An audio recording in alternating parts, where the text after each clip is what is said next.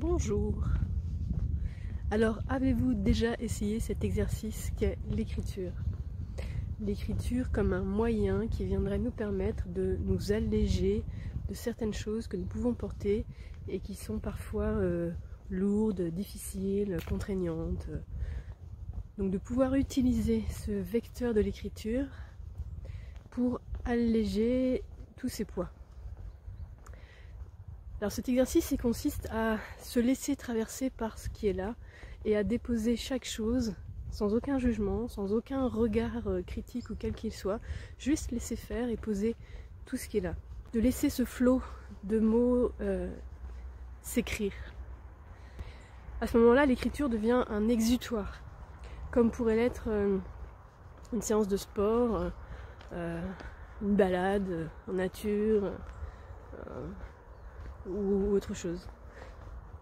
Dans cet exercice, on peut parfois être surpris par les mots qu'on est en train de poser et en même temps, il ne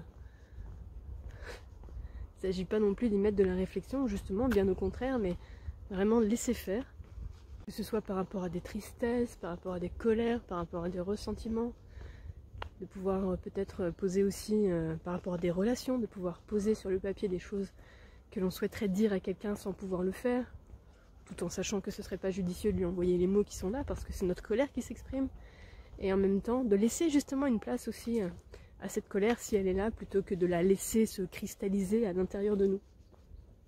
C'est de lui laisser l'opportunité d'être extériorisée justement, pour pas qu'elle s'inscrive dans notre corps.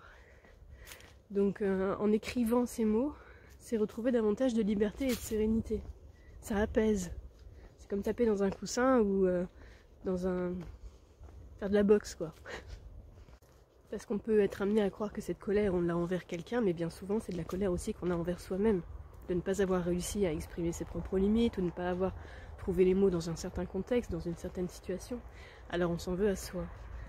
Et inconsciemment on peut reporter cette colère sur l'autre. Suivant les situations, on peut aussi avoir de la colère envers la vie, envers l'univers, envers Dieu, appelez-le comme vous voulez. Et ça peut être aussi très intéressant de pouvoir poser cette colère-là sur le papier pour s'en défaire, pour avancer sur cette voie de la guérison intérieure. Alors quand écrire? C'est un peu vous qui décidez, j'ai envie de dire. Ça peut être un moment que vous vous installez régulièrement dans la journée, tous les matins à telle heure ou tous les soirs à telle heure, comme les bilans de la journée. Ou alors simplement quand vous en ressentez l'élan. Parfois on peut ressentir l'élan, les mots nous traversent, on peut avoir envie de les poser. Et puis que faire de ces mots? Là aussi j'ai envie de dire, c'est un peu vous qui décidez. C'est-à-dire que peut-être vous aurez envie de les garder dans un premier temps, ou de les relire de temps en temps, peut-être même de les modifier, parce que justement les choses elles évoluent aussi à l'intérieur de vous. Et puis peut-être qu'à un moment vous aurez envie de les détruire, de les brûler, de les jeter. Comme un symbole en fait, un message métaphorique que vous adressez à votre inconscient, pour lui dire que cette situation n'est plus, que les choses ont changé, que vous êtes libéré. Alors suivant ce que vous vivez en ce moment dans votre vie, si vous en ressentez le besoin, l'envie d'essayer cet exercice de l'écriture, faites-le tout simplement.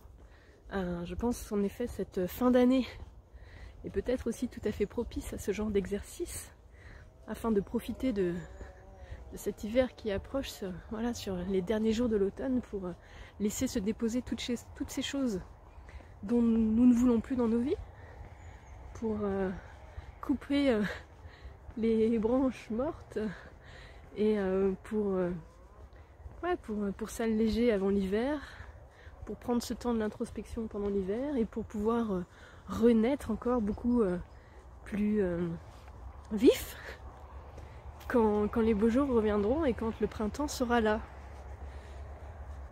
Alors je vous invite vraiment toujours, bien entendu, à prendre soin de vous de la meilleure façon qui soit.